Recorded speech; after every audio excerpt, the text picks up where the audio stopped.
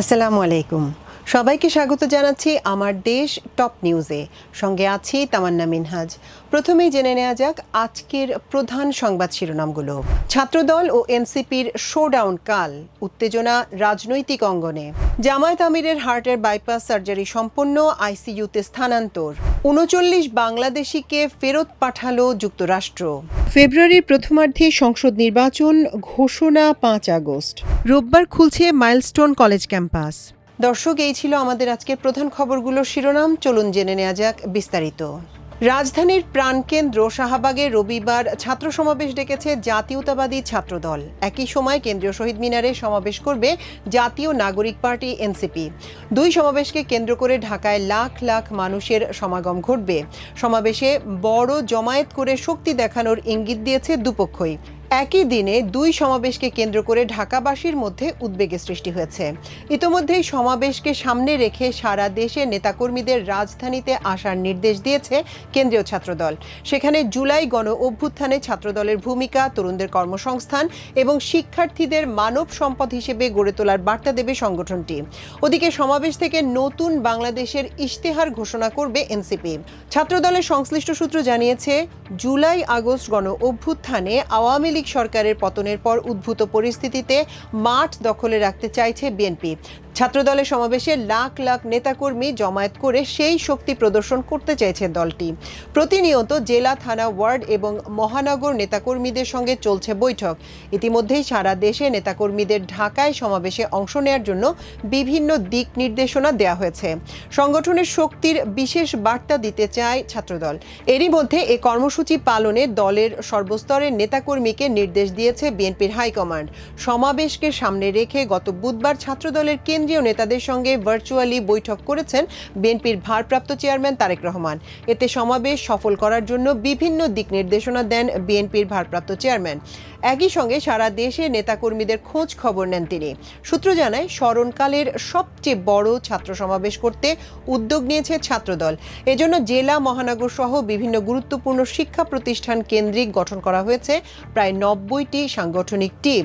সারা দেশ থেকে নেতাকর্মীদের সমাগম ঘটিয়ে বড় শোডাউন করার পরিকল্পনা করছেন ছাত্রদলের কেন্দ্রীয় নেতারা।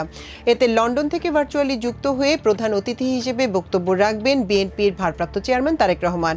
বিশেষ অতিথি হিসেবে বিএনপি মহাসচিব মির্জা ফখরুল ইসলাম আলমগীর উপস্থিত থাকবেন। এছাড়া সাবেক ছাত্রদলের নেতারাও এই সমাবেশে অংশ নেবেন। সারা দেশ থেকে নেতাকর্মীদের সমাগম নিশ্চিত করতে ছাত্রদলের পক্ষ থেকে ট্রেন ভাড়া করা হয়েছে বলেও জানা গেছে। এদিকে এনসিপি আগামীকালই নতুন বাংলাদেশের ইশতেহার ঘোষণা দেওয়ার কথা জানিয়েছে। দলটির পক্ষ থেকে বলা হয়েছে, আগামীকাল ঢাকায় কেন্দ্রীয় শহীদ মিনারে এ ঘোষণা দেওয়া হবে। আজ শনিবার সকাল 9:30টার পর এনসিপির ভেরিফাইড ফেসবুক অ্যাকাউন্টে পোস্ট দিয়ে একথা জানানো হয়। এনসিপির আহ্বায়ক নাহিদ ইসলাম বলেছেন, জুলাই ঘোষণাপত্র অবশ্যই সংবিধানের প্রস্তাবনা ও তফসিল উল্লেখ করে সাংবিধানিক স্বীকৃতি দিতে হবে। পাশাপাশি আগামী ৫ আগস্টের মধ্যে জুলাই সনদ চূড়ান্ত করতে হবে। নাহিদ ইসলাম বলেন, আমরা বলেছি জুলাই সনদের আইনি ভিত্তি থাকতে হবে। এই সনদের ভিত্তিতেই আগামী নির্বাচন হবে। শনিবার বিকালে রাজধানীর বাংলা মোটরে দলটির অস্থায়ী কার্যালয়ে এনসিপির আহ্বায়ক আরও বলেন, সরকারের পক্ষ থেকে আমরা জেনেছি আগামী ৫ আগস্ট জুলাই ঘোষণাপত্র প্রকাশ করা হবে। ওই দিনের মধ্যে জুলাই সনদ প্রকাশের দাবি জানিয়ে আসছি আমরা। তবে ঐকমত্য কমিশন এখনো নোট অফ ডিসেন্ট সম্পর্কিত বিষয়গুলো সমাধান জানায়নি। এনসিপির আহ্বায়ক বলেন, ৫ আগস্টের মধ্যে জুলাই সনদের সুরাহা করা আমাদের এবং দেশবাসীর দাবি। রোববার ঢাকায় এইচএসসি পরীক্ষা ও ছাত্রদলের কর্মসূচি রয়েছে উল্লেখ করে তিনি জানান, একই এলাকায় দুটি কর্মসূচি থাকায় ভোগান্তি হতে পারে, এর জন্য তারা দুঃখ প্রকাশ করছেন। তিনি গণ অভ্যুত্থানে অংশ নেওয়া ছাত্র ও জনতাকে কাল বিকেল ৪টায় শহীদ মিনারে সমাবেশে উপস্থিত হওয়ার আহ্বান জানান। এদিকে একই সময় দুই জায়গায় সমাবেশকে ঘিরে রাজনৈতিক মহলে উত্তেজনা তৈরি হয়েছে। সমাবেশকে কেন্দ্র করে অনাকাঙ্ক্ষিত কোনো ঘটনা ঘটতে পারে বলেও রাজনৈতিক মহলে গুঞ্জন রয়েছে। সমাবেশে যাতে এ ধরনের কোনো ঘটনা না ঘটে তা নিশ্চিত করতে নেতাকর্মীদের সুনির্দিষ্ট কিছু দিক নির্দেশনাও দিয়েছে ছাত্রদল। এতে বলা হয়েছে, ছাত্র সমাবেশে কোনো ধরনের ব্যানার, ফেস্টুন, প্ল্যাকার্ড নিয়ে আসা যাবে না। বাংলাদেশ জামায়াতে ইসলামের আমির ডাক্তার শফিকুর রহমানের হার্টের বাইপাস সার্জারি সফলভাবে সম্পন্ন হয়েছে। তার শারীরিক অবস্থা স্থিতিশীল রয়েছে। এই মুহূর্তে তিনি নিবিড় পরিচর্যা কেন্দ্রে পর্যবেক্ষণে রয়েছেন। দলের পক্ষ থেকে আমিরে জামায়াতের চিকিৎসা তদারকির দায়িত্বে থাকা ডাক্তার খালিকুজ্জামান এসব তথ্য জানান। তিনি বলেন, রাজধানীর ইউনাইটেড হাসপাতালে শনিবার সকাল ৮টায় অপারেশন শুরু হয় এবং দুপুর ১২টার মধ্যে জামায়াতের আমির হার্টের বাইপাস সার্জারি সম্পন্ন হয়েছে। তাকে আইসিইউতে স্থানান্তর করা হয়েছে। তিনি সেখানে চিকিৎসকদের পর্যবেক্ষণে থাকবেন। এর আগে জামায়াতের আমিরের অস্ত্রোপচার সম্পন্ন হয়। দেশের খ্যাতনামা হৃদরোগ বিশেষজ্ঞ ডাক্তার জাহাঙ্গীর কবির ও তার টিম অস্ত্রোপচার পরিচালনা করেন। সার্জারি চলে দুপুর ১২টা পর্যন্ত। দুপুর ১২:৩০টার দিকে দলের পক্ষ থেকে তাৎক্ষণিক সংবাদ সম্মেলনের আয়োজন করা হয়। এতে জানানো হয়, শফিকুর রহমানের হার্টের বাইপাস সার্জারি সফলভাবে সম্পন্ন হয়েছে। তিনি সুস্থ রয়েছেন। এই মুহূর্তে তিনি নিবিড় পরিচর্যা কেন্দ্রে রয়েছেন। তার জন্য দেশবাসীর কাছে দোয়া চান তারা। অবৈধভাবে বসবাসকারী ৩৯ বাংলাদেশিকে ফেরত পাঠিয়েছে যুক্তরাষ্ট্র। শনিবার সকালে তাদের বহনকারী বিমান ঢাকার হযরত শাহজালাল আন্তর্জাতিক বিমানবন্দরে অবতরণ করে। বাংলাদেশের ইমিগ্রেশন পুলিশ এই তথ্য গণমাধ্যমকে নিশ্চিত করেছে। এর আগে বাংলাদেশের পররাষ্ট্র মন্ত্রণালয়ের কনসুলার ও কল্যাণ অনুবিভাগ এক বিবৃতিতে জানিয়েছিলেন, মোট ৬১ জন বাংলাদেশিকে ফেরত পাঠানো হবে। তবে পুলিশের বিশেষ শাখা সূত্রে জানা গেছে, ৩৯ জনকে বহনকারী বিমানটি ঢাকায় পৌঁছেছে। এর আগে ধাপে ধাপে শতাধিক বাংলাদেশিকে যুক্তরাষ্ট্র থেকে দেশে ফেরত পাঠানো হয়। ২০২৬ সালের ফেব্রুয়ারি মাসের প্রথমার্ধে জাতীয় সংসদ নির্বাচন অনুষ্ঠিত হবে। ৫ই আগস্ট জাতির উদ্দেশ্যে প্রধান উপদেষ্টা ডক্টর মোহাম্মদ ইউনূস ভাষণ দিয়ে নির্বাচনী এর রোড ম্যাপ ঘোষণা করতে যাচ্ছেন। নির্ভরযোগ্য সূত্রে এ তথ্য জানা গেছে। জুলাই বিপ্লবের ১ বছর পূর্তির দিনে জুলাই ঘোষণাপত্র উপস্থাপন করা হবে। ইতোমধ্যেই রাজনৈতিক দলগুলো এ ঘোষণার খসড়ায় সম্মতি জানিয়েছে। এখন এটি চূড়ান্ত করার কাজ চলছে।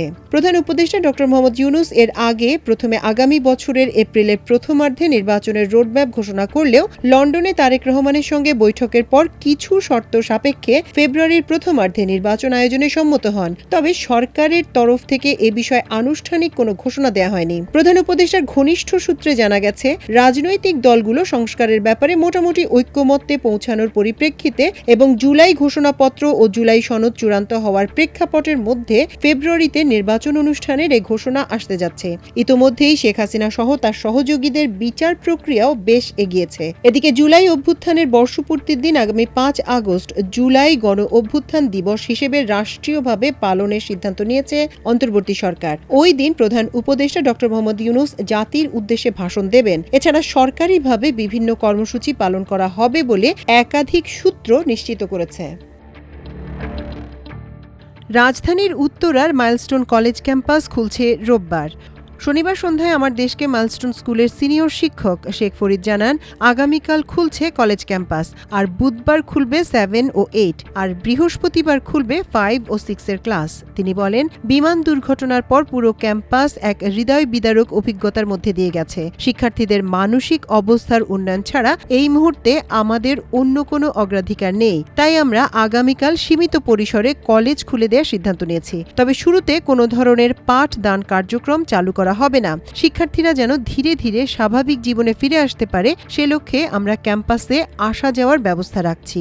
গত ২১শে জুলাই ভয়াবহ বিমান দুর্ঘটনার শিকার হয় উত্তরার মাইলস্টোন স্কুল অ্যান্ড কলেজ। সেদিন বিমান বাহিনীর একটি প্রশিক্ষণ যুদ্ধ বিমান নিয়ন্ত্রণ হারিয়ে কলেজটিতে গিয়ে পড়ে এবং বিধ্বস্ত হয়। এতে প্রতিষ্ঠানের স্কুল শাখার বহু শিক্ষক শিক্ষার্থী আহত হন।